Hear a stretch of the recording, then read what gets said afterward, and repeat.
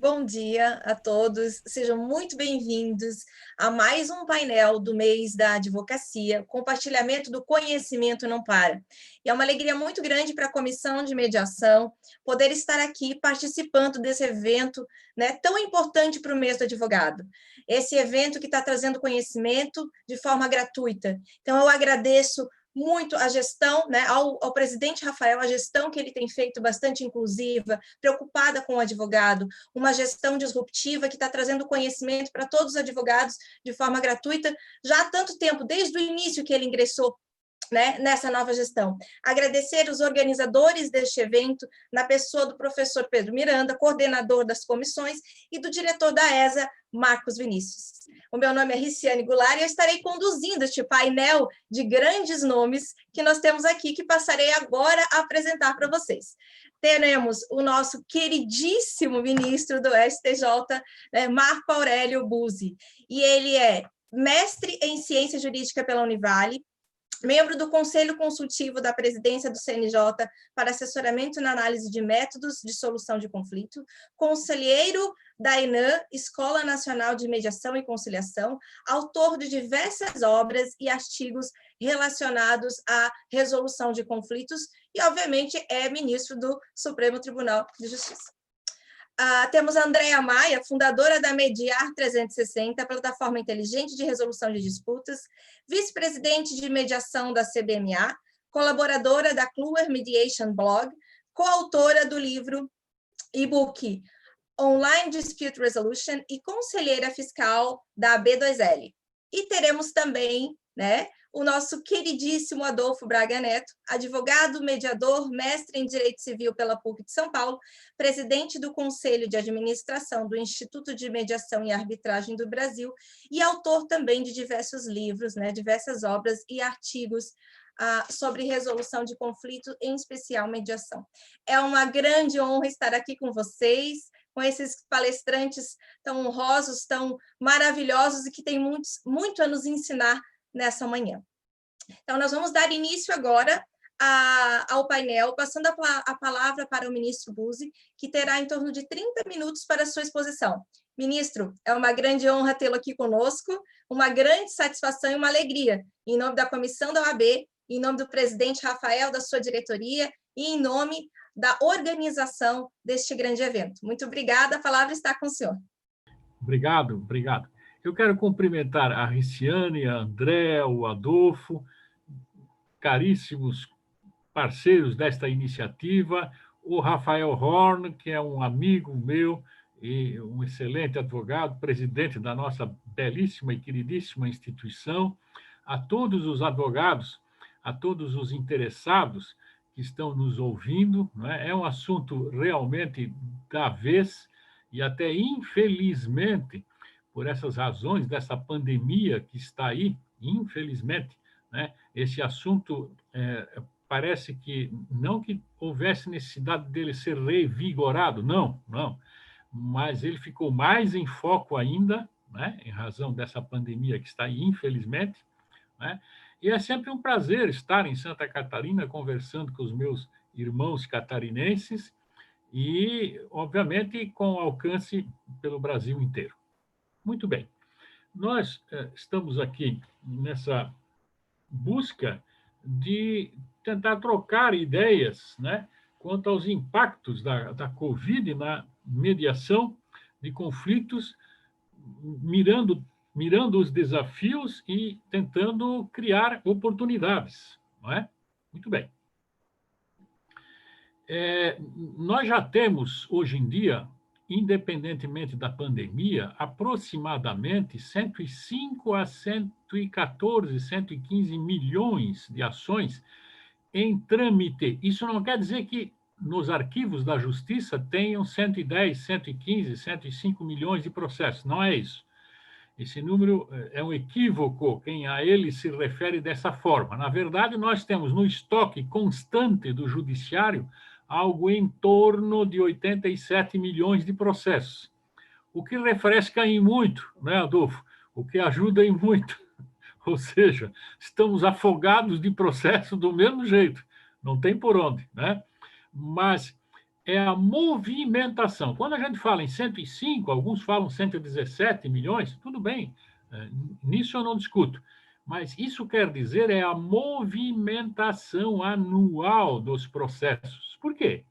Porque, me permito dizer, eu sei que estou aqui em meio aos operadores do direito, advogados, né? Eu sei que a justiça nossa é lenta, é morosa, eu sou juiz há 38 anos, né? Não é pouco tempo, e eu reconheço isso. Mas também cá entre nós, que pouca gente nos ouça, né? Mas é assim, segundo os arquivos, as estatísticas oficiais dos tribunais estaduais, federais, Justiça do Trabalho, Justiça Militar, e os dados que estão lá no Conselho Nacional de Justiça, ou seja, o órgão que nos fiscaliza, né? Nós somos os juízes que mais produzem em todo o mundo. Veja bem, eu vou deixar mais claro ainda, e disso eu tenho muito orgulho. Nós não estamos entre os juízes que mais produzem no mundo. Não, não, não, não estamos. Nós somos os juízes que mais produzem no mundo, o juiz brasileiro. Puxa, que bom, que bacana essa notícia que o ministro Marco Aurélio nos deu. Puxa, está resolvido o problema da justiça. Infelizmente, não. A nossa justiça, eu sei que o que eu estou falando é um contrassenso, eu sei que é. Mas a nossa justiça, em contrapartida, agora deixa eu falar bem baixinho mal aqui da justiça, né? É uma das mais morosas de todo o mundo, santo Deus. Que contrassenso, não é? Que barbaridade, não é? Puxa, nós temos os juízes que comprovadamente, até por órgãos internacionais isso é comprovado, nós temos, sim, os juízes que mais produzem em todo o mundo. Ninguém produz tanto quanto o juiz brasileiro.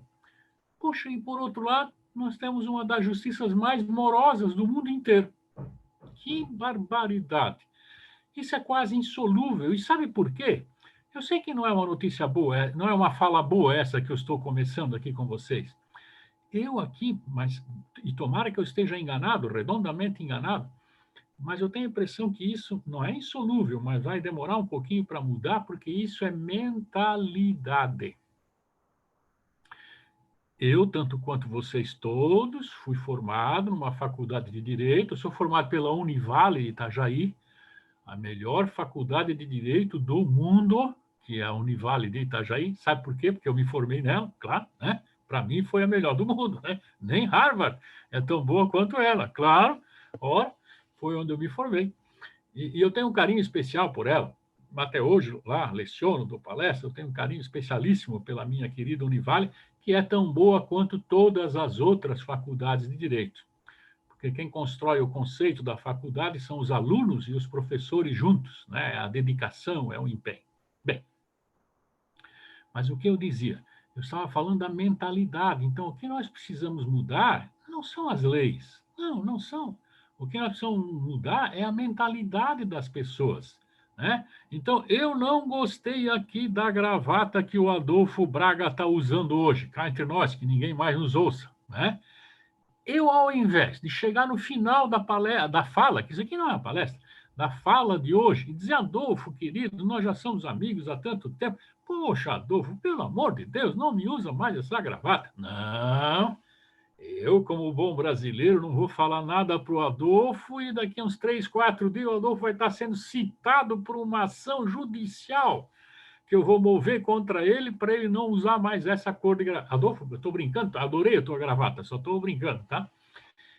Porque senão Adolfo vai me processar. Tem essa? Isso aqui eu não sei. Né? Bem, então nós temos isso é mentalidade. Eu estou brincando, mas falando sério ao mesmo tempo, né? Isso é a nossa mentalidade. Parece que as pessoas, olha, eu fui juiz no interiorzão, mas lá no interiorzão mesmo, do estado, né, de Santa Catarina, e havia ocasiões, né, vezes, em que as pessoas diziam assim, doutor, depois eu chamei aquele bandido, eles usavam outro nome, né? Eu chamei aquele, isso que vocês estão pensando, né? Lá no fórum eu chamei o cara na justiça, doutor, botei ele na justiça, o cara fala isso como se fosse assim um motivo de orgulho até, né? Então, nós temos isso um pouco na nossa mentalidade, demandar, demandar e demandar. Tanto é que vocês veem, nós somos mais ou menos 200 e tantos milhões de habitantes, né? e temos 110, antes eu errei, 1.000 perdões, 110, 115, 117 milhões de ações. Ora, exceto a jurisdição voluntária, né, onde eu posso ter só uma parte, que nem parte é um interessado. Então, por exemplo, eu entro com uma ação na justiça para modificar o meu nome. Essa ação é contra alguém? Não, é contra ninguém, é jurisdição voluntária. Agora, queridos irmãos, são mínimo, os números da jurisdição voluntária na justiça brasileira são pequenininhos. A grande maioria, né? Desculpa a redundância, grande maioria, mas afinal, a maioria dos processos é de jurisdição contenciosa, ou seja, nós temos no mínimo um autor em cada ação e um demandado em cada ação. E aí vocês me ajudem, que em matemática eu sempre fui ruim.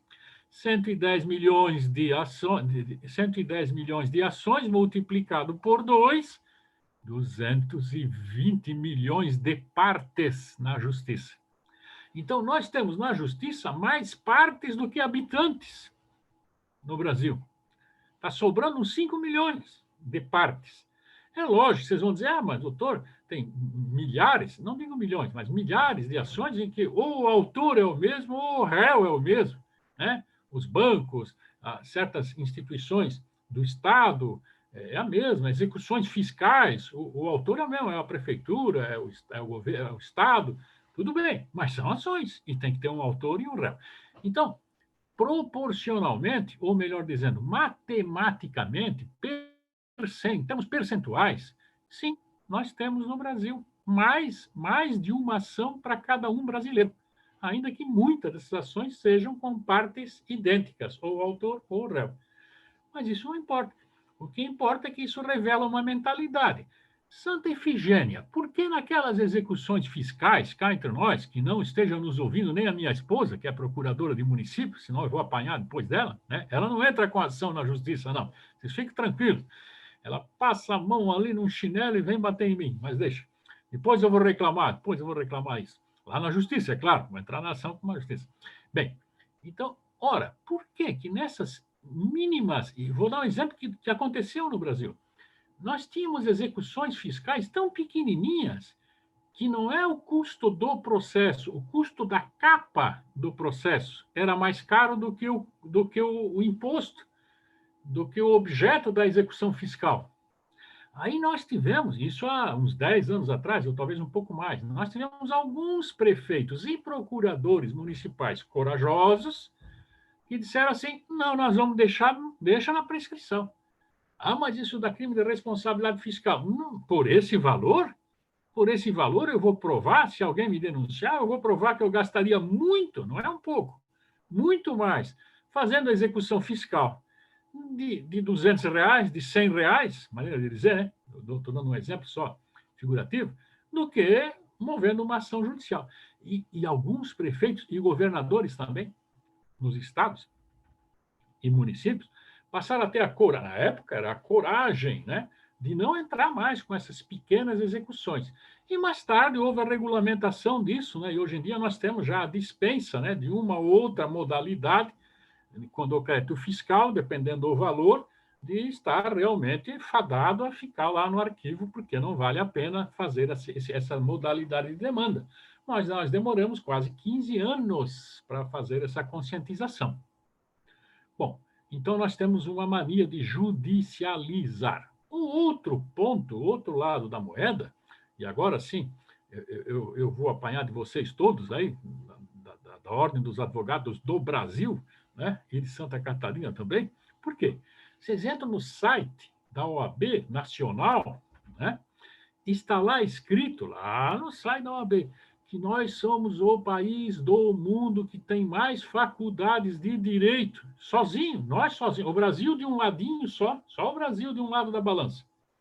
E do outro lado da balança, você põe todo o resto do mundo junto. Todo o resto do mundo junto.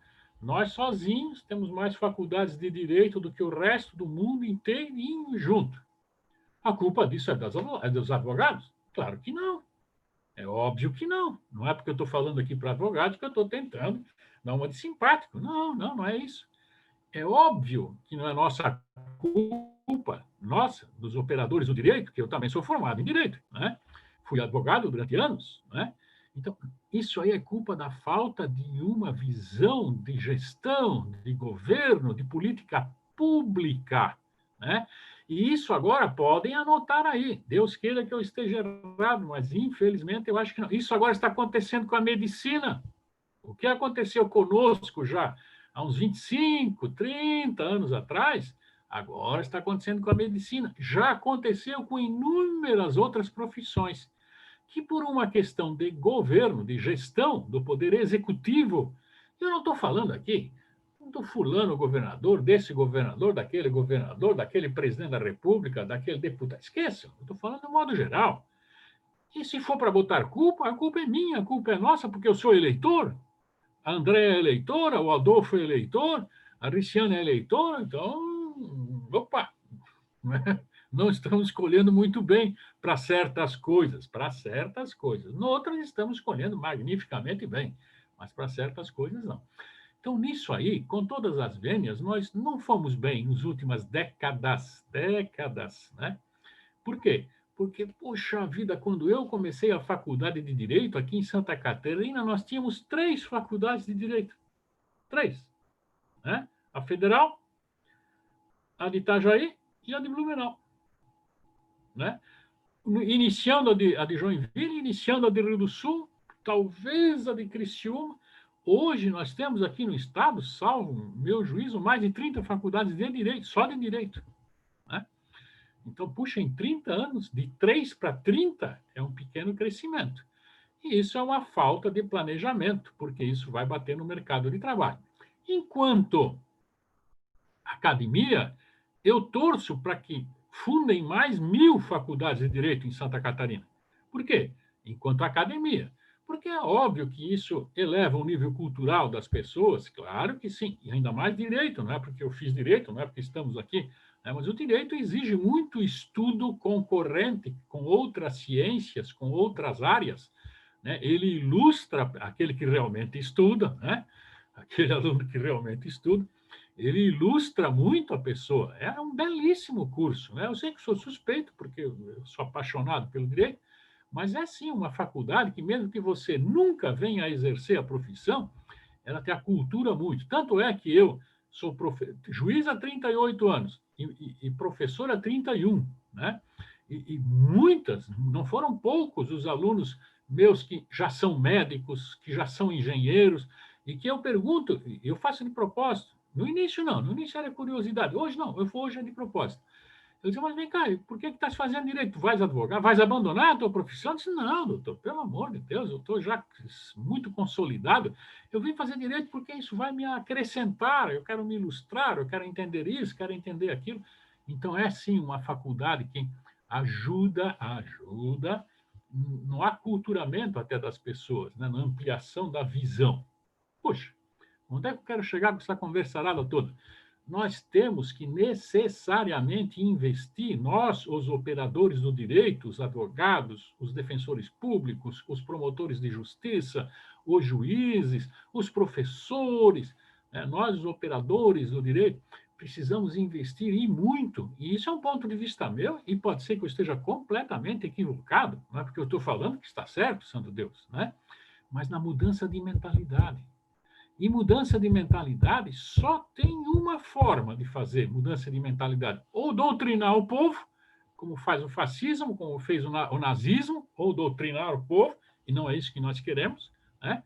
Ou realmente dar educação, trilhar o caminho dos livros, como dizia Castro Alves, né? O saber é o audaz guerreiro que conquista o mundo inteiro sem nunca ter o atelu. É o éolo do pensamento que abre a gruta dos ventos, donde a igualdade voou. Belíssimo, né? Nosso Castro Alves, belíssimo, belíssimo. O saber é o único instrumento, meu santo Deus, que nos dá realmente independência, autonomia, formação sólida de opinião, mas opinião própria, não opinião tua que eu estou copiando. Não, nos dá crítica, nos dá crítica. E outra coisa, nos dá autocrítica, né? Uma autoavaliação. Isso que é importante. Nós, a cada tanto tempo, rever os nossos próprios pontos de vista. Então, agora, Eu creio, depois de 38 anos na magistratura, eu tenho para mim que nós precisamos começar a incutir principalmente na cabecinha dos advogados do Brasil. Agora eu vou apanhar. Ai, meu Deus do céu. Amanhã o Horn vai estar entrando com uma ação contra mim. Mas deixa. Bem, aí eu vou contratar um de vocês para me defender aí. Mas nós precisamos colocar. Por que eu falo na cabeça do advogado? Falando sério agora, né? Por que na cabeça? Porque o advogado é a linha de frente, como dizia o falecido ministro Clóvis Ramalhete, né, que veio da OAB. Ele disse: olha, o advogado é o primeiro que recebe. O juiz recebe lá na segunda-feira, dentro do fórum, um ou outro problema, principalmente de família e tal, tudo bem. Mas o grosso mesmo da demanda, quem recebe na primeira linha, na linha de frente, é o advogado. E nós precisamos, pessoal, fazer com que o advogado mude um pouquinho de mentalidade. Em que sentido? No sentido de, antes de ingressar com a ação, antes de até fazer uma interpelação um pouco forte da outra pessoa, interpelação que eu falo é oral, né? Não interpelação judicial, mas antes de interpelar até a outra parte, sobre o aspecto do direito do seu cliente, né? Convidar, chamar, ou pegar o próprio cliente pelo braço e levar até onde está a outra parte, para nós tentarmos fazer uma composição, principalmente agora com a pandemia, santo Deus. E outra coisa, André é da nossa área, né, André? Agora, desenvolvendo mais mediação, mas você tem a nossa formação também, né? Eu pergunto, Certo. André, não me leve a mal, porque os melhores mediadores, pelo amor de Deus, não estou querendo brigar contigo, tá? Mas os melhores mediadores que eu conheci é a turma da sociologia, a turma da psicologia, eles dão um baile na gente em mediação, né? Porque nós somos bons para aplicar a lei, mas para fazer aquela composição, né?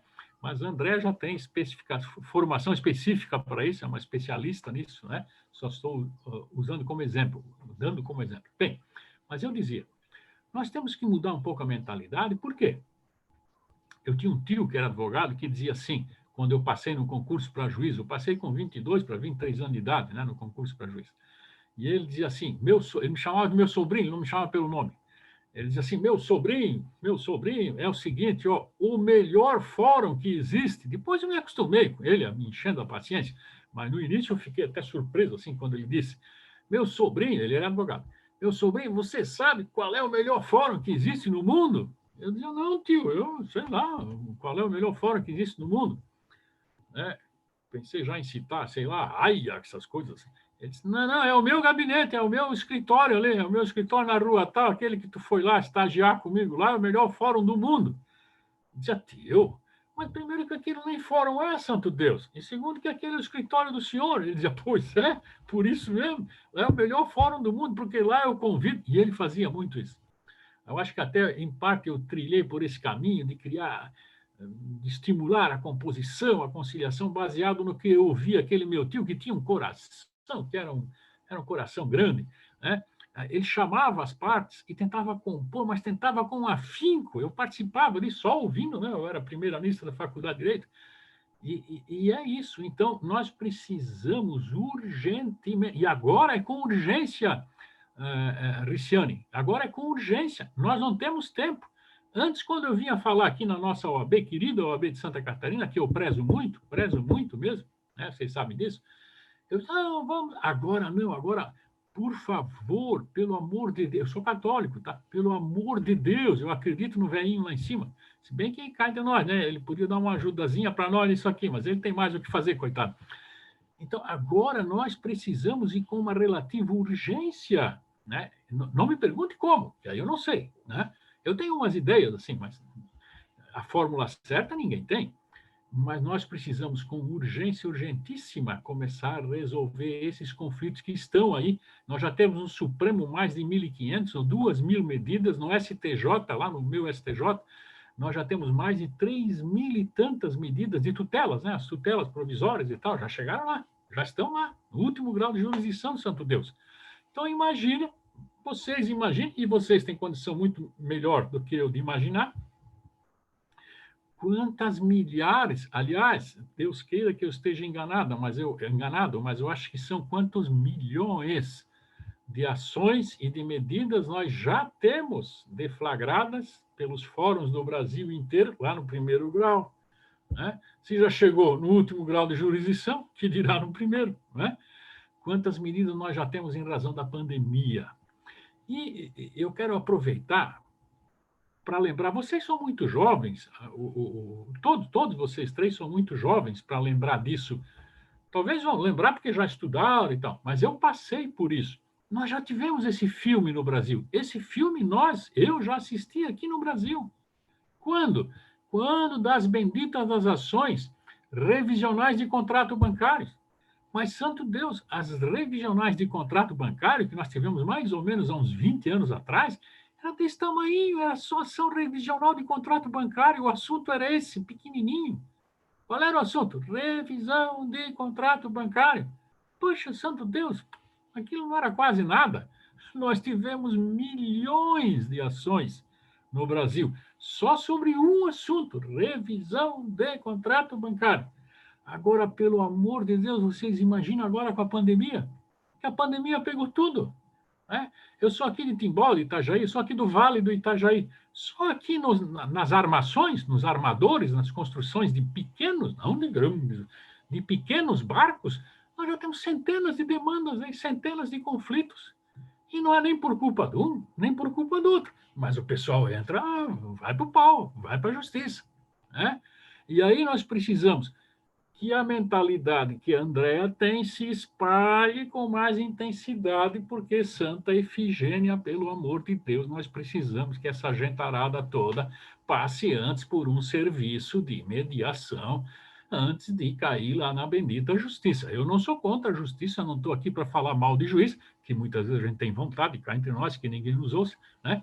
Mas não estou aqui para falar mal da justiça, mal do juiz, mal da sentença, pelo amor de Deus. O judiciário, a justiça, a jurisdição, o processo, a sentença, foram grandes conquistas nossas, da sociedade, da humanidade. Antes, quando nós tínhamos um conflito, nós nos matávamos em campo de batalha, nos deflagrávamos, nos confrontávamos, né? Vide, por exemplo, o início da execução, que nem esse nome tinha, lá na primeira ou na segunda fase do Império Romano, né? Se o Adolfo me devesse alguma coisa, eu ia lá na casa dele arrancar um braço dele, e para toda a comunidade ver que, como ele não adimpliu o pacta sunt servanda, eu arrancava só um bracinho do Adolfo e estava tudo certo, né? Então, pelo amor de Deus, essa época passou faz mais de 2000 anos, e agora também queira Deus que nós, a nossa geração, seja conhecida no futuro como as gerações, ou a geração que conseguiu dobrar essa mentalidade, principalmente no Brasil. Qual é a mentalidade? De judicializar tudo. De judicializar tudo. Então, acho que antes de judicializar, eu não estou querendo fechar a justiça, claro que não. Só falta, né? Nem conseguiria, seria um imbecil se eu estivesse pregando isso. Não é isso que eu estou falando. Mas eu acho que vamos deixar para o judiciário aquelas ações mais complexas. Eu não estou falando mais simples ou não, eu falo complexas. Tem ações que são simplérrimas, mas são complexas. Precisa de perícia, precisa disso, precisa daquilo. Vamos deixar essas ações para a justiça. As outras, vamos para as câmaras privadas, que nós já temos as dezenas pelo Brasil inteiro, né, de mediação, de conciliação. Vamos deixar para o mediador, ou conciliador, que essas pessoas têm formação, e não só formação jurídica, que muitas vezes é o que nos falta para nós, juízes. Nós temos uma excelente formação jurídica, mas nos falta muitas vezes o tato, nos falta muitas vezes a visão do global, né, das dificuldades que as partes estão passando. E no Brasil, a Lei 13.140, que é a lei que nós chamamos de mediação, em que pese ali dentro dela esteja a conciliação, a mediação e a autocomposição, graças a Deus, né?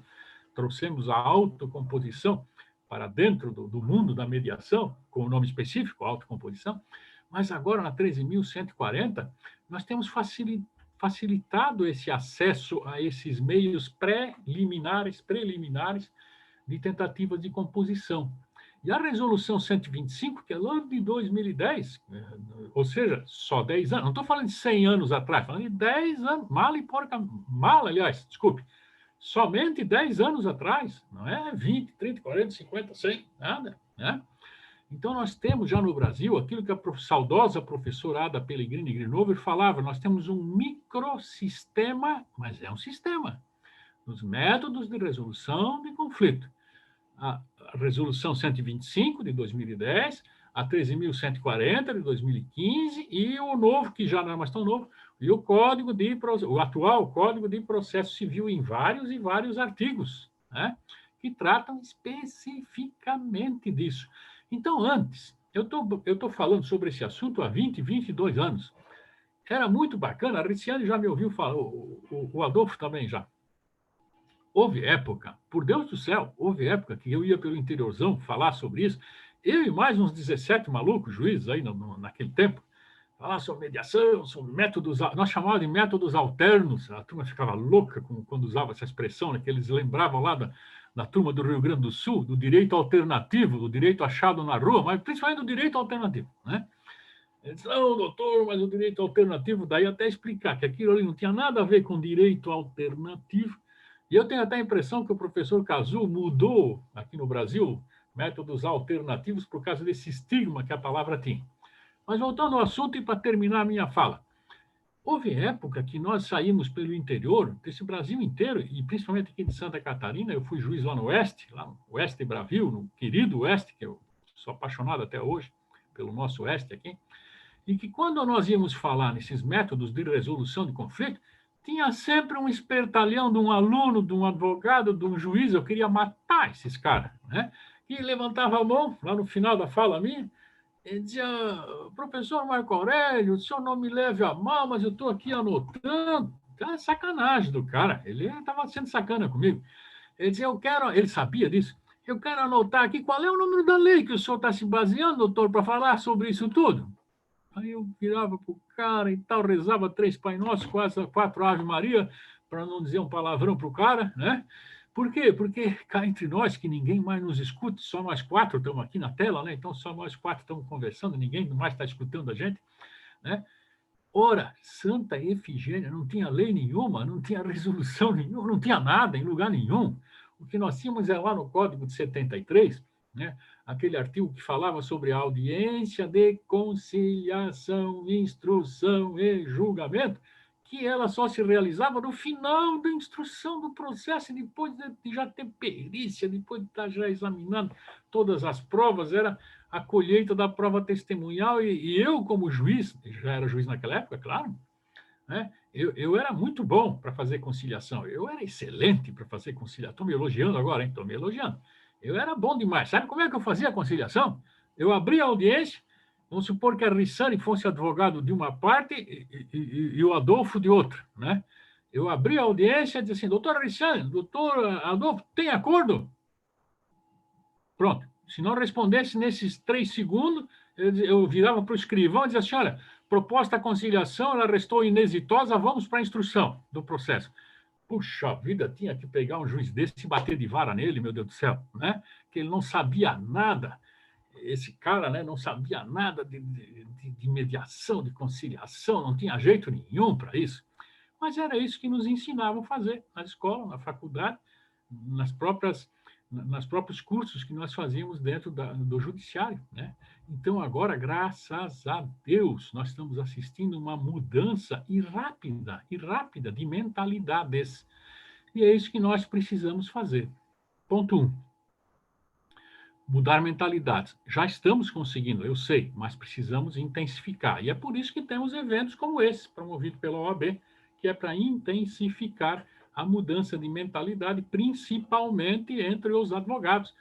E por que principalmente entre os advogados? Porque eu quero ser chato com os advogados? Não, é bom, primeiro que eu sei que eu sou chato, né? E segundo, que não, é porque o advogado é a linha de frente, o advogado recebe a parte, o cliente e a reclamação muito antes do juiz, muito antes do judiciário. Então, é o advogado que talvez, na minha opinião, pode ser que eu esteja enganado, claro, né? Mas eu acho que é o advogado que, na linha de frente, tem que tentar fazer a primeira boa tentativa de composição, né? E hoje em dia nós temos já cursos de formação de mediadores. Agora, nós estamos na comissão que presidiu o primeiro curso nacional virtual, que está em andamento, nesse momento está em andamento já o primeiro curso da história do Brasil, voltado à formação para mediação e conciliação só para advogados. Só para advogados. É o CNJ que está promovendo, o conselheiro Henrique Ávila é o presidente da comissão, nós integramos a comissão juntamente com ele, e está sendo oferecido, e já está em andamento, o primeiro curso nacional virtual, né, virtual, não é presencial, portanto, só para advogados. Se não me falha a memória, nós já estamos já tem, né, o curso já começou, com mais ou menos 750 ou 800 e tantos alunos já inscritos frequentando, advogados, né? E já tem uma reserva de 1.750 vagas para o próximo curso. Então, nós estamos conseguindo mudar a mentalidade, graças a Deus. Por quê? Porque não é possível que, para uma ação de um par de tênis que custa R$ 200, a pessoa tenha que entrar na justiça comum, nessa nossa justiça, que é muito boa, mas nessa justiça tradicional, cheia de formalidade, cheia de ritos e procedimentos, Santa Efigênia, para resolver um problema de R$ 200. Isso não é lógico, isso não é nem lógico, isso, né? Para não dizer outra coisa. Ministro. Então, nós temos que bolar um sistema concomitante, paralelo, mas eu digo paralelo concomitante, né? A essa justiça tradicional, e que seja também uma modalidade de justiça. Isso no Brasil nós conseguimos. A comissão que elaborou a Lei 13.140, que é a lei da mediação, eu fiz parte dessa comissão também, e não foi uma preocupação minha, não é mérito meu, não estou me elogiando. Por quê?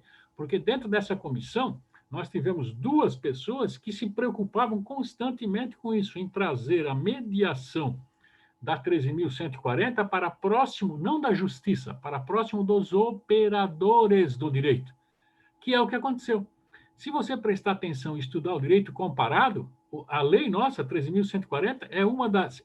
eu acho que é a única, mas afinal, como eu não estudei a lei do mundo inteiro ainda, mas até agora é a única, das que eu estudei, é a única lei que traz para tão próximo,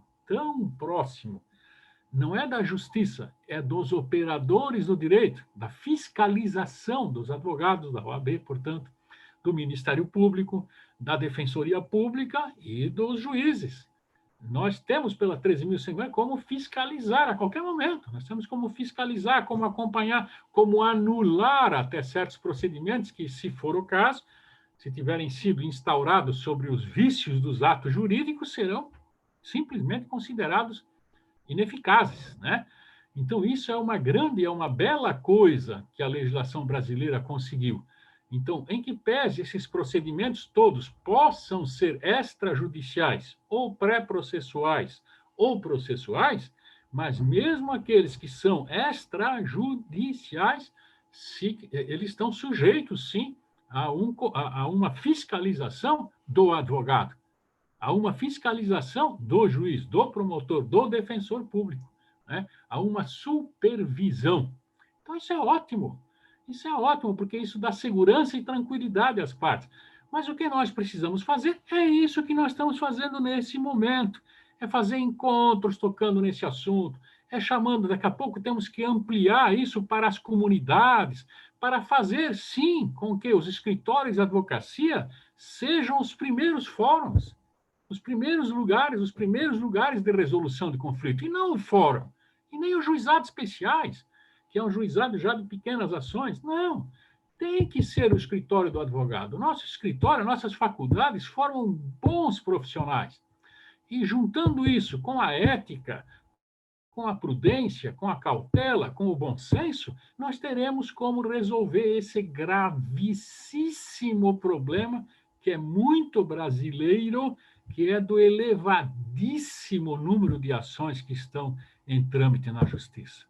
Tem gente que nunca mais na vida, em vida, só os filhos ou os netos, verão o direito que foi sonegado ser satisfeito, né? Isso aconteceu comigo. Quem me conhece sabe, eu não nascia usando bengala, hoje em dia uso uma bengalinha, né? É só charme, tudo bonitinho, tá ótimo. Mas eu fiquei 3 meses em coma, sofri um baita de um acidente de moto, né? Quem me conhece sabe disso, e eu levei só. O réu foi confesso no crime e no cível. No crime e no cível. Sabe quanto tempo eu levei para me indenizar? Uma indenização pequenininha até. Lá do seguro, 7 anos, 8 meses e 23 dias com o réu confesso no crime e no cível. E a ação andou rápida, rápida, rápida. Imagina se tivesse demorado. Eu ia morrer e quem ia ver essa indenização era ou as minhas filhas ou os meus netos, né? Então, Santa Efigênia, num caso como esse, que o réu é confesso no crime e no cível, mas tira isso da justiça, traz para uma câmara privada, traz para um bom mediador, para um bom conciliador. Sabe por quê? Está na lei o produto final do trabalho da Andréa, que é mediadora, que é conciliadora, ela pode, ou deve, em alguns casos até deve, submeter ao Ministério Público e depois à homologação judicial. Está resolvido o problema, santo Deus. Não é? Bem, então, eu Ministro, que temos falo pouco.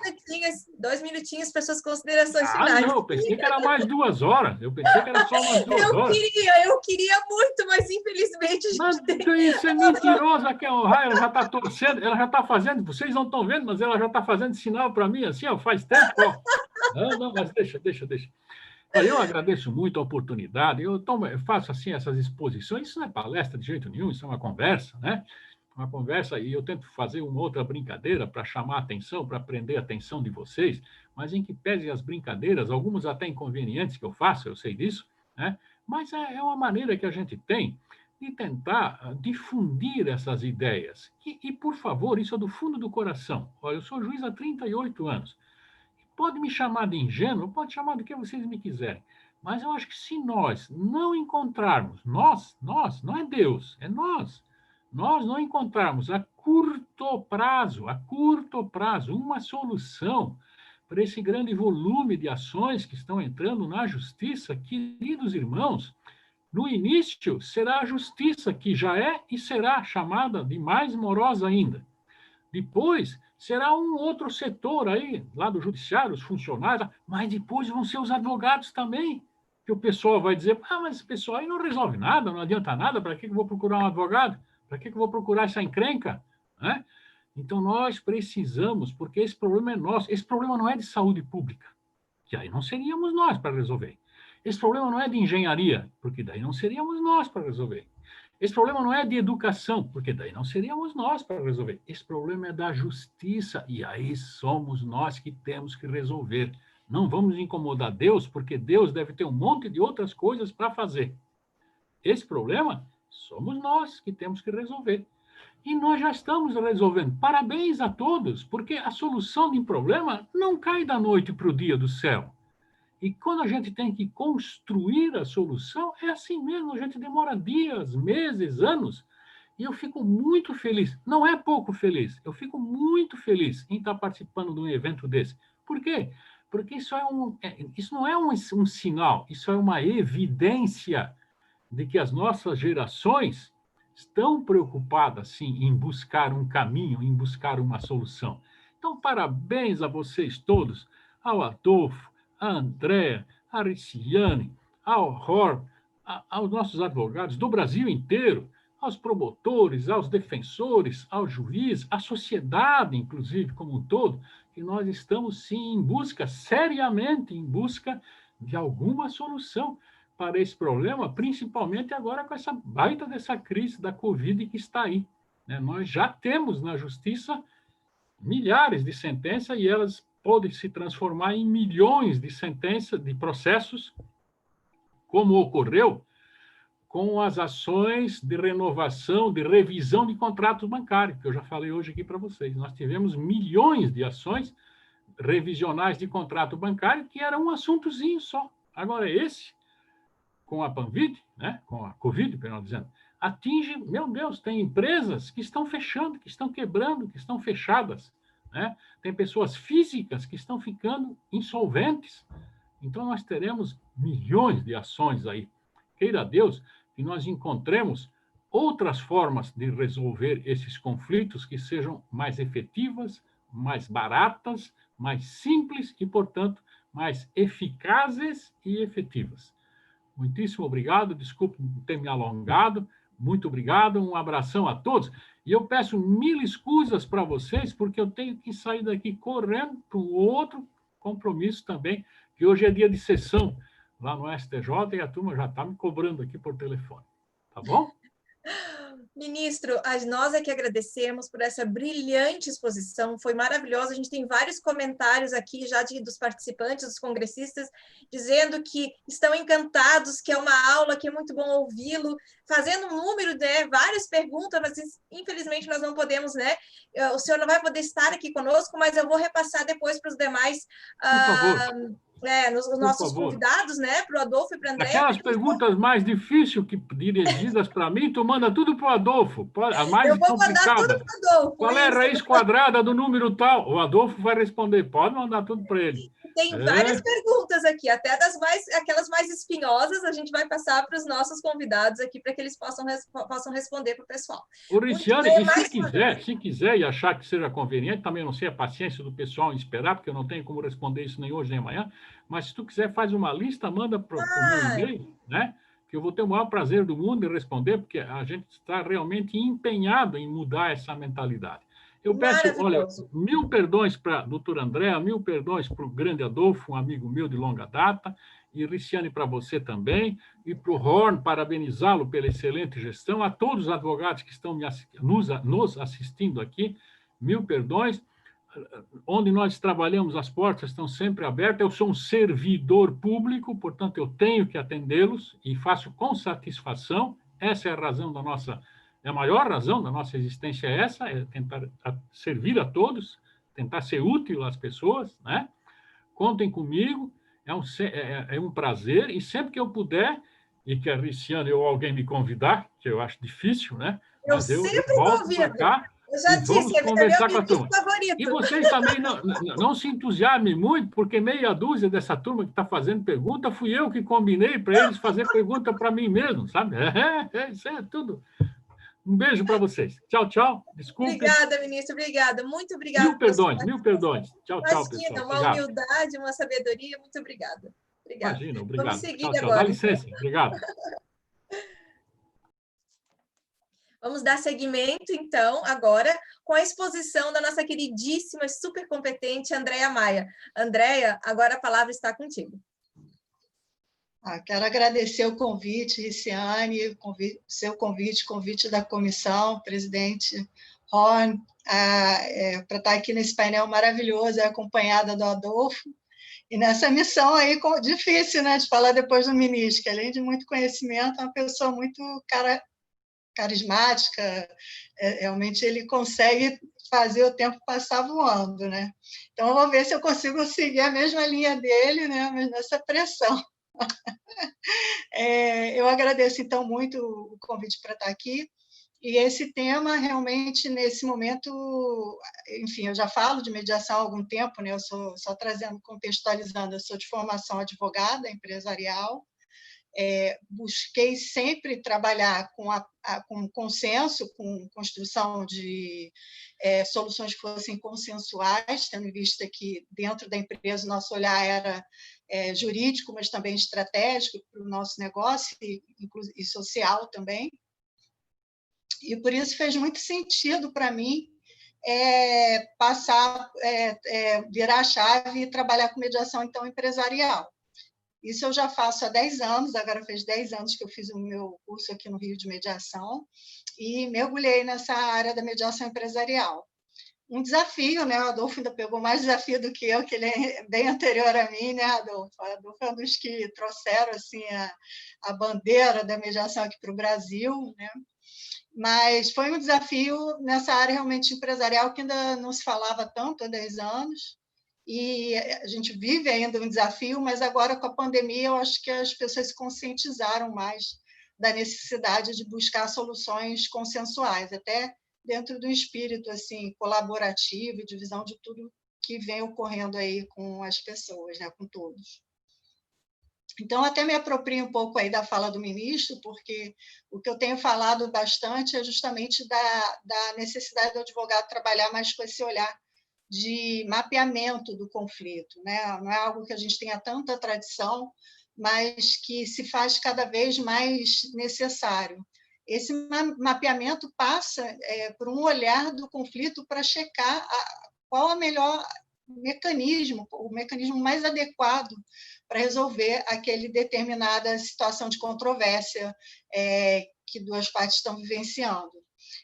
Fazendo esse mapeamento, é fácil de verificar, como o ministro falou, que em alguns casos o melhor caminho não seria o judiciário, o melhor caminho seria uma tentativa consensual de resolução daquela disputa, né? Um dos pontos que a gente deve verificar justamente nesse mapeamento é o que o ministro falou do valor envolvido. Será que faz sentido você movimentar o judiciário para discutir R$200, R$300? A gente sabe que é uma realidade, que as pessoas devem ir atrás do seu direito, longe de mim falar o oposto disso, mas será que esse acesso à justiça tem que passar pelo caminho de ir por dentro do judiciário? Será que nós não temos outras portas, né? A ideia do tribunal multiportas, eu não sei o quanto o público aqui conhece o que é o tribunal multiportas, mas foi um conceito que já vem lá dos anos 70, nos Estados Unidos, quando teve a explosão também lá de judicialização. O professor Frank Sander, que é um professor de Harvard, ele resolveu fazer esse estudo do conflito, né, um advogado, um estudo do conflito, e mapear quais os pontos que seriam interessantes você ponderar antes de ir para o caminho do tribunal, né? E ele, então, falava das múltiplas portas que o advogado, o resolvedor de conflitos, deve conhecer para poder oferecer o melhor serviço para o seu cliente. Isso, a gente já vinha falando desse conceito aqui no Brasil, como bem falou o ministro, com a resolução 125, que é de 2010, né? Não faz realmente tanto tempo, ele trouxe para o Brasil a ideia do tribunal multiportas para dentro do judiciário, né? Com a oferta dos sejusques, dos centros de mediação, uma busca de um olhar diferenciado para a conciliação, que eu entendo que até algum tempo atrás a gente a conciliação era meio automática. Hoje eu acho que existe um outro olhar para a conciliação, que o advogado pode lançar mão dessas ferramentas de mediação e proporcionar uma oferta de conciliação diferenciada, melhor, né, que chegue numa solução boa para as partes. Então, a gente vem com esse olhar do tribunal multiportas, esse olhar que a sociedade e os advogados têm que ter para adequação.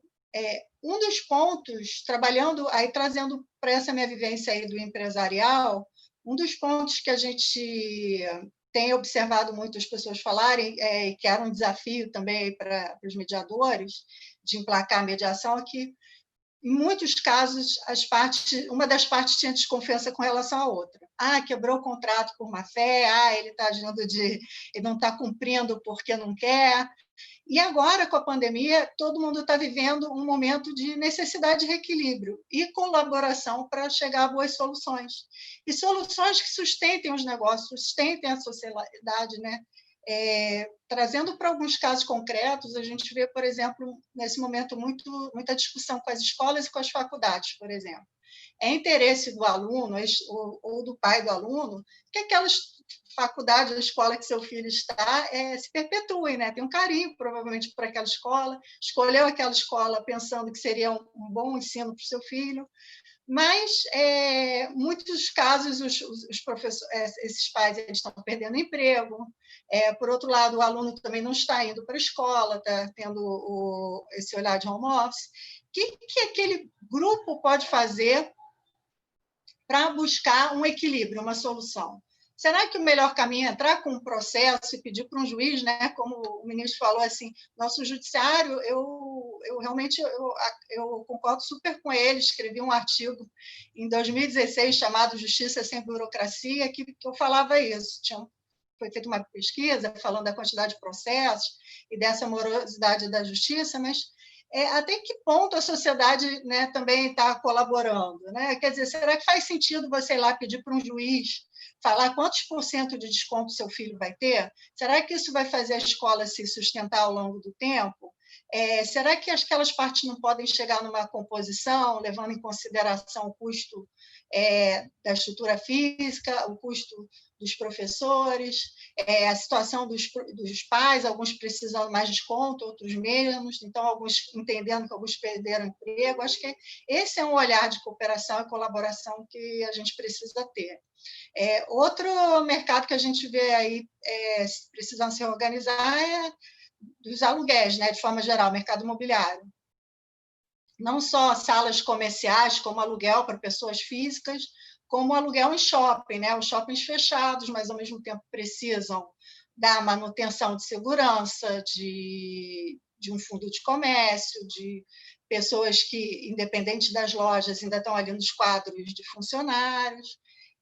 Ao mesmo tempo, a loja também não faturando o que ela está acostumada a faturar. Então, o que todo mundo pode sentar e buscar uma solução em conjunto?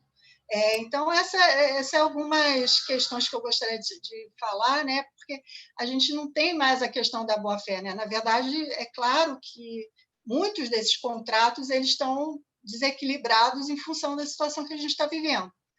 Também tem outro lado, vão ter pessoas que vão se aproveitar desse momento, vão ter má-fé, daí o caminho do judiciário, né? Mas, assim, filtrar para ir para o judiciário o que deve ir para o judiciário. O professor Richard Susskind, que é um visionário, né, que fala muito, inclusive, da atualização da nossa profissão, ele fala bastante da importância do advogado, até para fidelizar o seu cliente, ele ter esse olhar de arquiteto da solução. Junto com o seu cliente, entender o que se adequa mais para ele, o que adequa ao bolso do cliente, inclusive, e até você conseguir melhores soluções. Se você consegue resolver rápido, de um custo menor, será que aquela pessoa, às vezes, que tem até um pouco de medo de ir lá falar com o advogado, não vai estar mais aberta para procurar um advogado, sabendo que vão ter alternativas talvez mais baratas que o judiciário? Então, eu acho importante a gente ter esse olhar.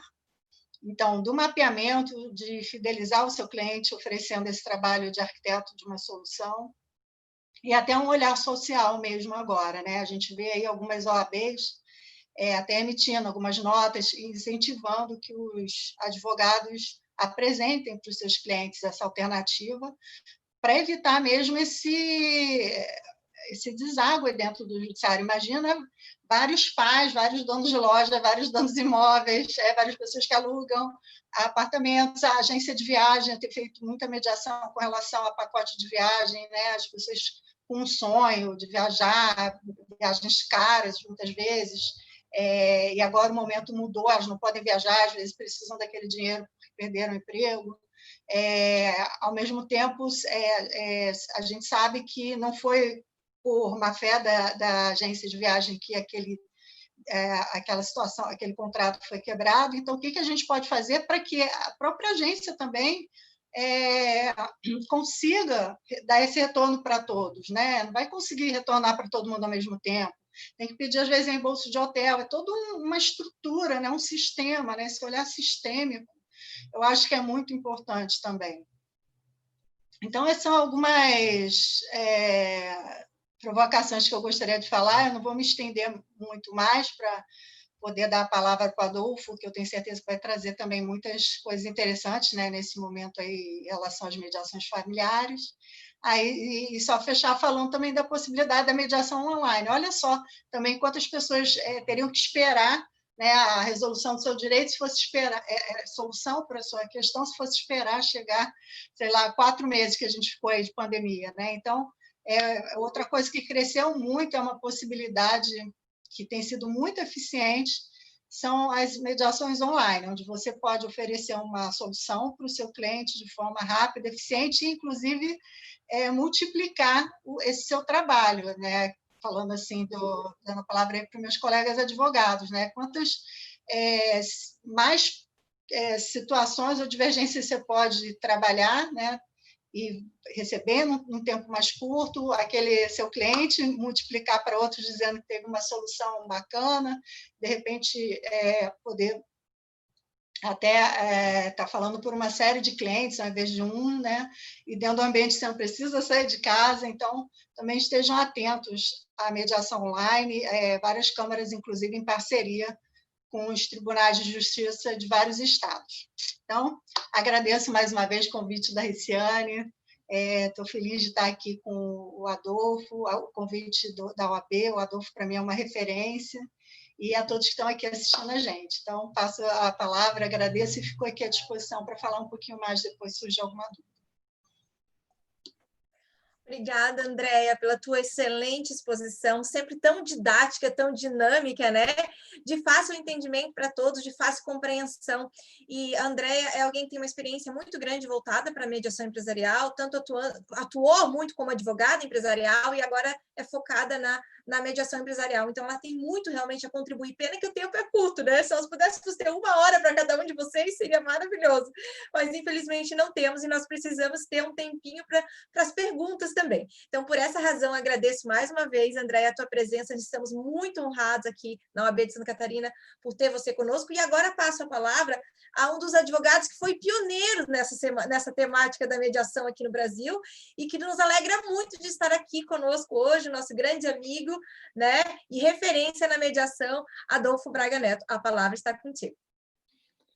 Bom dia, quer dizer, já é boa tarde, né? Já são meio-dia. Bom, é um grande prazer, obrigado. Só tenho a agradecer muito à OAB de Santa Catarina, na pessoa da Riciane, é uma grande alegria estar aqui. Acho que foi um presente que foi dado para nós, estar em companhia da Andréia, estar em companhia do ministro Marco Aurélio, a quem já conheço há já um certo tempo. Então, fico contente porque me sinto entre amigos e acho que a gente pode estender essa amizade, inclusive, para o Dr. Rafael, presidente da OAB, e parabenizar pelo evento. Eu acho que esses eventos que são fundamentais, acho que é um papel fundamental da OAB para essa construção do profissional da atualidade, né? Acho que o ministro e a Andréia trouxeram componentes fundamentais para se pensar hoje o advogado da atualidade, né? O advogado que não é mais o advogado do futuro, é o advogado atual. E acho que quando falamos desse evento, eu vi a programação e esse tema especificamente, acho que é fundamental que o advogado conheça, tire resistências que normalmente vêm, e um componente que acho que é fundamental, e aí o Dr. Marco Aurélio colocou, da formação, é necessário que as faculdades tenham esta perspectiva, porque foi-se o tempo de pensar o direito como um processo, ou como um processo, né? O direito é um contexto ampliadíssimo, e acho que a mediação e a mesma conciliação, ou os métodos dialógicos, propõem um outro olhar para a perspectiva de pensar o que é justiça, né? Acho que já passou-se o tempo de pensar que justiça é sinônimo de judiciário, né? Quando a Andréia menciona a perspectiva de repactuação de contratos, o próprio Marco Aurélio comentou sobre a revisão de contratos bancários, que ele está preocupado com a perspectiva atual. Este momento é mais do que fundamental, né? E aí a gente tem que olhar um pouquinho a perspectiva. Por que nós fazemos um contrato? Aliás, se a gente for pensar, a Riciane nos pediu para falar um pouquinho da área familiar, mas não é muito diferente do contexto empresarial, porque tudo é formatado no contrato e há uma previsão para evitar, eventualmente, conflitos. Mas os conflitos vão acontecer naturalmente, né? Então, paralelo a esse contrato, tem um contrato que nós chamamos de um contrato meio que tácito entre o integrante daquele contrato e que muitas vezes está envolvido na perspectiva. E no contexto da família, isso é mais do que evidente. No contexto empresarial também é percebido, mas muitas vezes não trabalhado, porque vai depender da perspectiva dos participantes.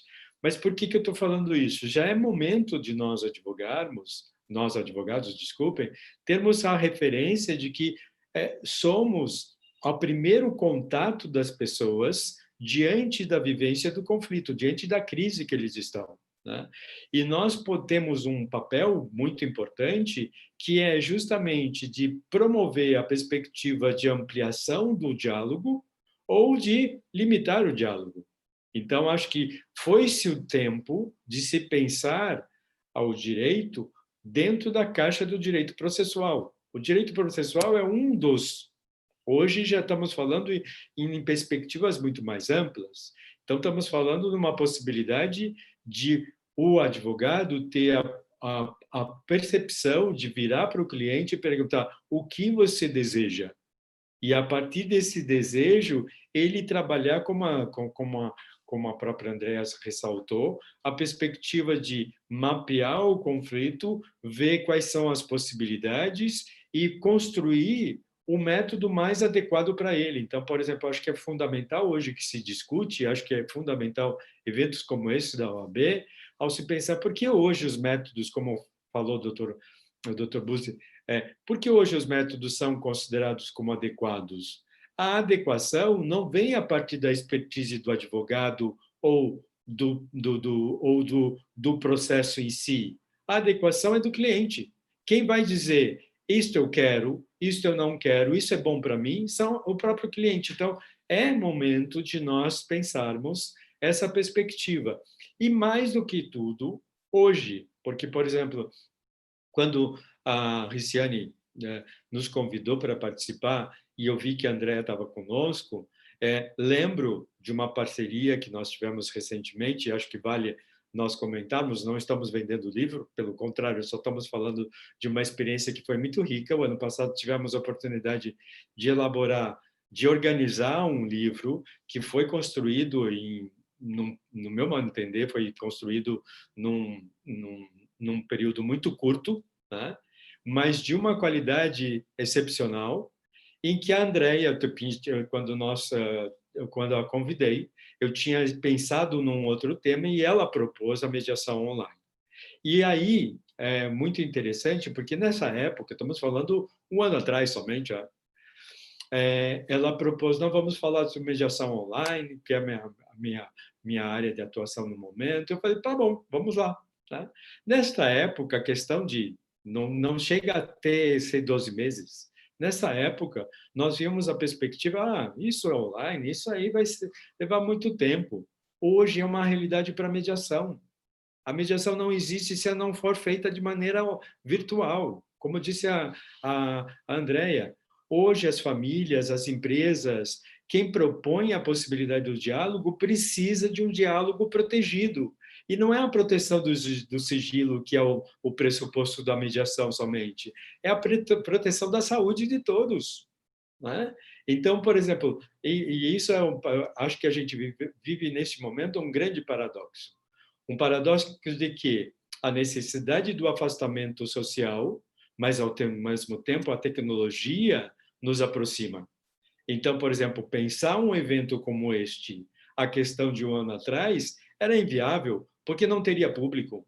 Agora, o que mais tem é público nesse contexto. Então, por exemplo, hoje, impressionante, simultâneo ao evento que nós estamos agora, tem vários que estão ocorrendo sobre mediação, sobre arbitragem, sobre os métodos, outros métodos, práticas colaborativas, os outros métodos autocompositivos que tem umas resistências com esse termo, mas que cada vez mostra o quanto é um mundo que hoje que precisa ser desenvolvido, e hoje o que a gente precisa é uma atualização dos contratos, sejam os contratos informais, os contratos formais, seja contrato no contexto empresarial, seja no contexto da família, onde a necessidade de conscientização da interdependência das pessoas é muito grande.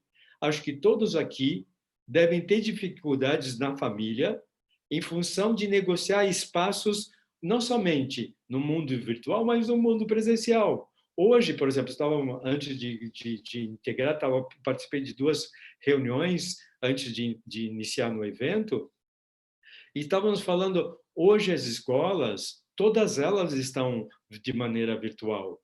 Isso significa que a escola está onde? Nas casas das pessoas. E o aluno, ele precisa ter seu espaço, ter o seu ambiente reservado para que não haja possibilidade de ruídos distintos para que não tire a atenção dele, né? Então, tudo são momentos muito paradoxais que a tecnologia nos aproxima, mas a perspectiva de presencial é inviável, né? E isso demanda uma repactuação de tudo, né? A Andrea foi muito clara nesse aspecto que a gente tem visto no contexto da mediação, é rever cada passo do contrato, seja um contrato de locação, seja um contrato societário, seja um contrato que envolva a perspectiva de fornecimento, então, contratos de engenharia. Então, tudo isso são elementos que envolvem a perspectiva, e na família, sobretudo, que necessita negociar esses espaços e terem entendimento. E muitas vezes esse entendimento não é possível. Aí a necessidade de nascer um terceiro, e aí um cuidado que nós temos que ter, só queria fechar para que dê a possibilidade para que a gente possa interagir com o público que está, mas acho que é importantíssimo que o Dr. Marco Aurélio comentou, a perspectiva de ter um certo cuidado, excelente a ideia de dialogar por parte do advogado, mas muitas vezes o diálogo é limitador.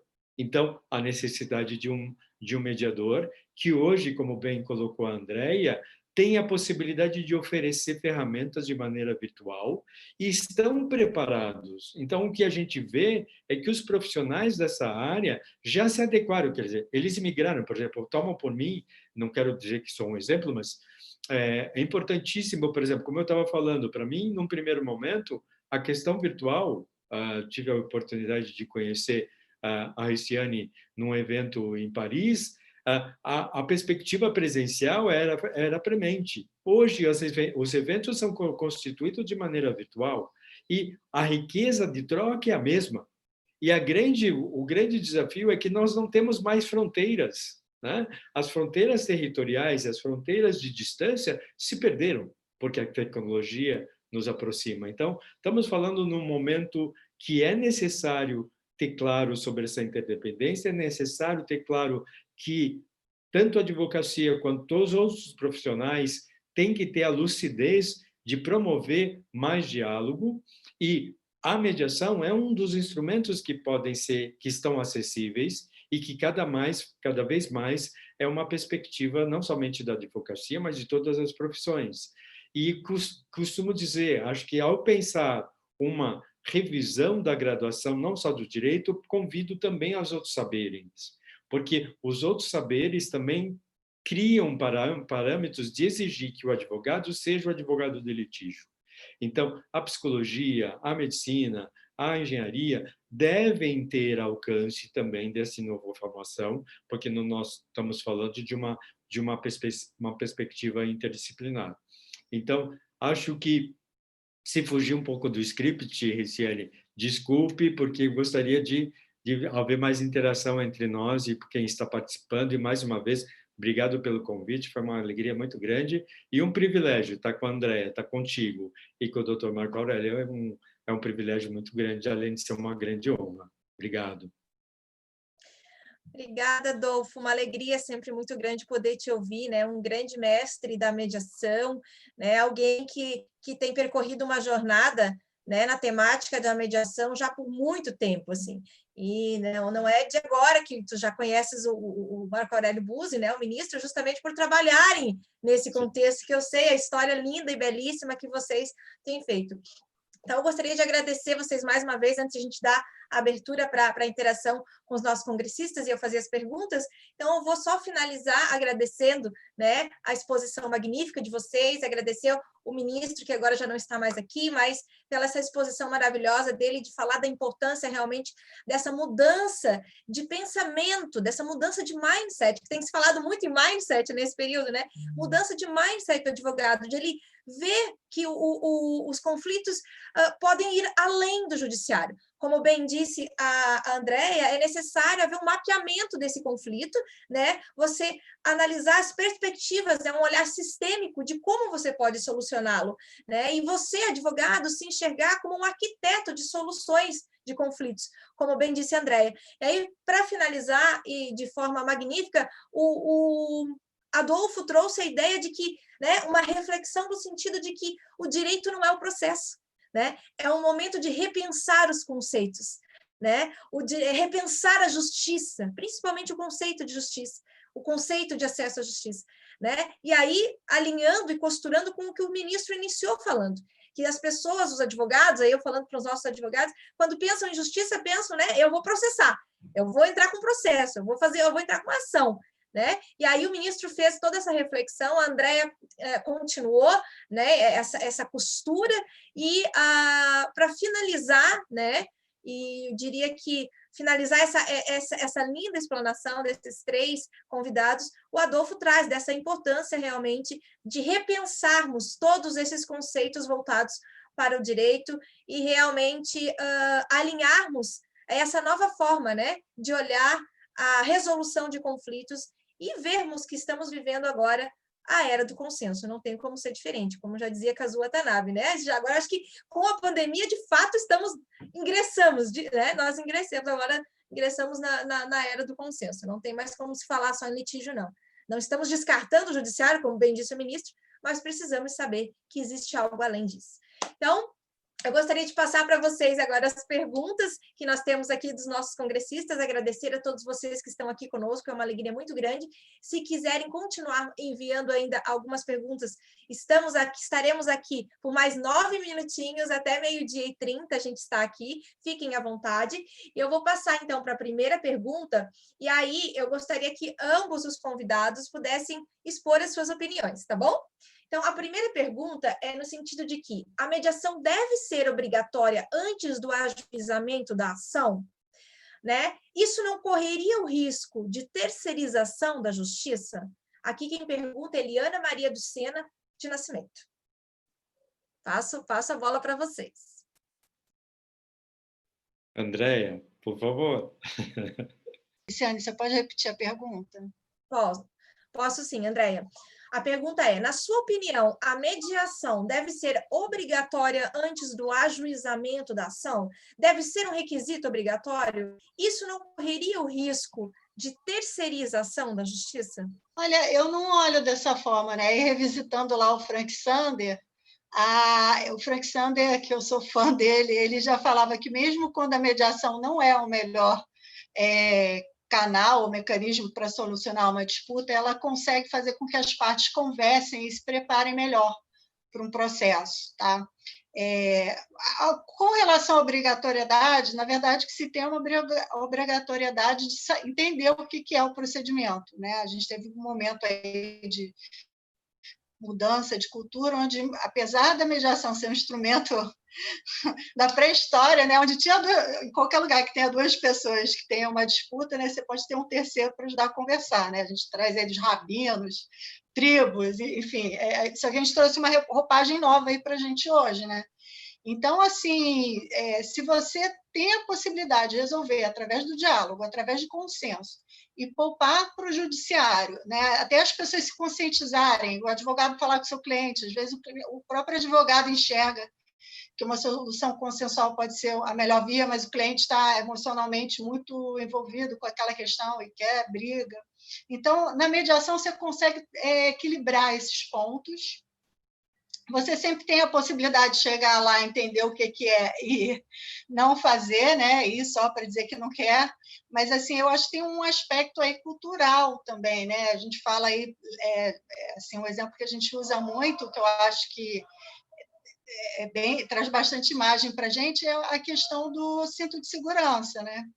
Então, a gente sabe que cinto de segurança poupava muitas vítimas de trânsito, que é fundamental para, enfim, você ter menos óbitos nesses acidentes, mas só quando teve a lei que as pessoas começaram a usar o cinto. Então, pelo menos, a gente precisava desse momento das pessoas conhecerem o que é, experimentarem, degustarem a mediação, né? E até hoje eu falo, por que não tentar, né? Sempre é a pergunta que eu faço, gente, vocês vão, agora então com online, você vai gastar meia hora para entender o que é, conversar com o outro lado e pensar se faz sentido seguir na mediação ou não. E se for para o judicial, eu acho que, olhando pelo lado das partes, será que não é bacana você ir com a certeza que realmente você não tinha outro caminho, que você tentou, desculpa, meu cachorro começou a latir, mas que você tentou fazer uma composição com o outro lado, até pensando no olhar do cliente, se sentir assim, com a justiça sendo feita, vamos dizer, né? E tem pessoas que não têm mesmo também como pagar um processo judicial longo. Pode ser custoso para ela o tempo que ela vai esperar, né? Como o ministro aí falou. Eu já participei de uma mediação, quando eu entrei, o processo já estava há 25 anos no judiciário. Então, e tinha perspectiva de ainda ficar bastante. Então, as pessoas sentaram, ponderaram e decidiram resolver de forma privada, e foi bom para todo mundo, para o advogado também, que já estava ali há 25 anos tocando aquele negócio, para as partes que começaram o processo em um momento de vida, já estavam no outro, como bem falou o ministro, provavelmente os filhos que iam acabar aproveitando desse valor, né? A gente estava falando de dinheiro, né? Era uma disputa com relação a uma indenização. Então, é sempre pensar assim, na adequação. E para você pensar nessa adequação, a mediação pode ser um excelente fórum para essa discussão, para as partes ponderarem em conjunto qual o melhor caminho. E, enfim, e chegar à conclusão até que seja o judiciário, mas elas vão dentro de um outro formato, né? Aí que eu falo que, na verdade, você está ampliando a justiça quando você oferece essas outras ferramentas para a pessoa que não tem fôlego para receber esse valor, e até para a sociedade como um todo, que eu acho que a gente precisa ter esse olhar, né? Eu participei de um evento ano passado com o secretário lá do Senacom, Luciano Tim, que é uma pessoa que é muito envolvida em Law and Economics, né? Direito e Economia. E assim, essa ponderação mesmo social, né, do que faz sentido. Ele trouxe um número que eu não tinha na minha cabeça e que me causou impacto, de que hoje o governo gasta 90 bi com o judiciário e 45 com a educação. Será que isso faz sentido? Né? Então, vamos pensar melhor no caminho que a gente vai tomar. Como eu falei, não abrir mão do judiciário, mas usá-lo de forma adequada. Exato. Maravilhoso. Adolfo, a gente tem alguns minutinhos aqui ainda para poder ouvi-lo. E aí, infelizmente, a gente vai ter que encerrar, gente. Eu vou encaminhar para os nossos convidados todas as perguntas, de modo que eles possam, né, responder para todo mundo, tá bom, pessoal? Agradeço muito a participação de vocês. Mas, Adolfo, e para ti? Tu acha que a mediação deve ser obrigatória ou não? Qual que é a tua opinião? Como eu falei, eu acho que eu sou meio suspeito para responder essa pergunta, por força da minha percepção, né? Eu considero, e é o que eu convido a quem perguntou, a pensar um pouquinho o momento que nós vivenciamos. Acho que como nós somos brasileiros e muito positivistas, né? Convido a pensar um pouquinho e analisar a evolução da nossa legislação. E como a nossa legislação tem construído, por exemplo, ela fala, como tem uma visão muito processual, e aí não é contrário ao direito processual, por favor, não entendam dessa forma, é que a formação em direito, na verdade, é muito voltada, por exemplo, a gente tem uma carga de direito processual muito grande e, no meu modo de entender, desbalanceada com outras perspectivas, com outras matérias. Não é dizendo não para isso, pelo contrário, isso é por força de um processo de resolução de conflito, né? E ao pensar em processos de resolução de conflito, acho que quando falamos de um processo de resolução de conflito, estamos falando de uma maneira de acesso à justiça. Então, essa leitura, olhando a perspectiva de terceirizar terceirizar a justiça significa o quê? Não é privatizar a justiça, é promover o que é justo e o que é justiça para quem constrói isto, né? Então, a ideia qual que é? Hoje estamos falando em 2020, né? A Constituição que promoveu o acesso à justiça, que na época foi em 1988, promovia a perspectiva do acesso ao Poder Judiciário. Essa discussão hoje já se superou, tanto é que os próprios processualistas, e aí o Marco Aurélio comentou sobre a professora Ada Pellegrini Grinover, antes dela falecer, ela teve a lucidez de escrever um livro, que na verdade é um compilado de vários artigos, onde é chamado ensaio processualístico, alguma coisa assim. Eu posso depois ver com mais clareza o título. Mas ela mesma falava, justiça, temos hoje 3. Justiça togada, que é o Poder Judiciário, a justiça arbitral e a justiça conciliativa, que ela chamava, onde ela colocava todos os métodos dialógicos de resolução de conflitos.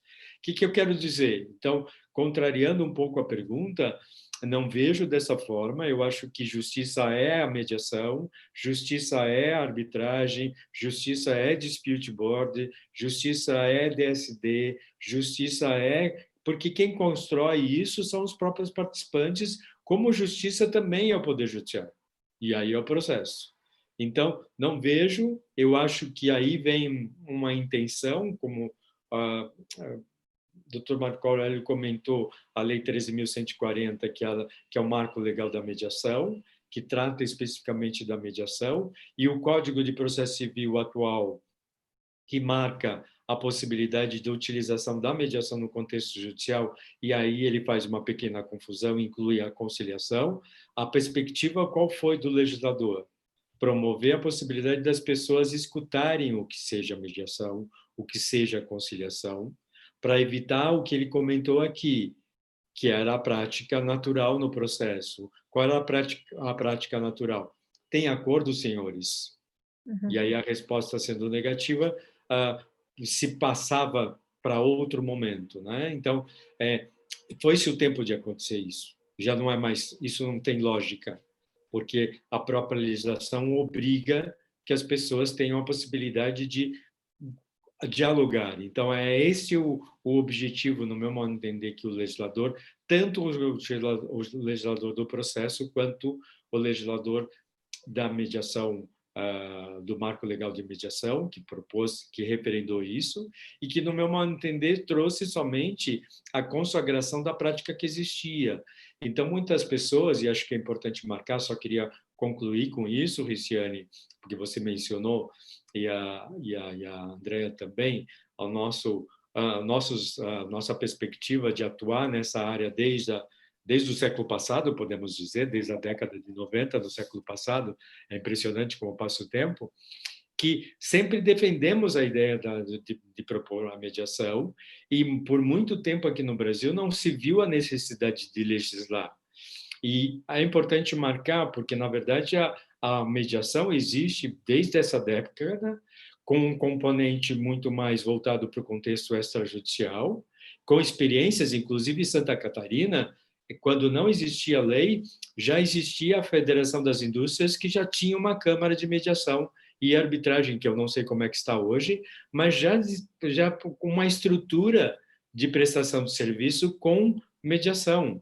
Então, isso não era necessária a lei. Então, ao contrário de que muitas vezes as pessoas afirmam que a mediação iniciou com o marco legal da mediação ou com a resolução 125, eu sempre digo, cuidado, porque tinham experiências anteriores e a nossa doutrina e existem vários livros que apontam isso, inclusive da prática que existe aqui no Brasil com um certo tempo, não com a visibilidade que existe no Poder Judiciário, mas queremos crer que com eventos como esse tornam mais visíveis e a possibilidade de falar de justiça e fazer justiça a partir do diálogo desenvolvido entre os participantes, com a ajuda do mediador. Maravilhoso, Adolfo, a exposição, acho que ficou bem claro, realmente, que é necessário que todos nós venhamos a entender que é um tempo, realmente, de revisar os conceitos, né? Tanto do direito, tanto da justiça, tanto do acesso à justiça, tanto da forma com que podemos ingressar em juízo, não, ingressar para resolver os conflitos, né? Como atuarmos como arquitetos, engenheiros de resolução de conflitos, de solução de controvérsias. Então, é um momento, na verdade, de muita criatividade, de muita disrupção, de muita inovação dentro do direito. E é importante que os advogados estejam abertos a isso, né? E nós temos legislação amparando, né? Como bem disse o Adolfo, somos um país positivista, mas temos legislação amparando isso. Então, vamos abraçar essas novidades, vamos nos reinventar, principalmente nesse momento de pandemia, para que todos nós possamos sair melhor do que entramos, né? Nessa época de crise pandêmica. Então, eu gostaria de, assim, infelizmente, ter que finalizar o nosso painel. Eu gostaria muito de poder estar debatendo mais com vocês.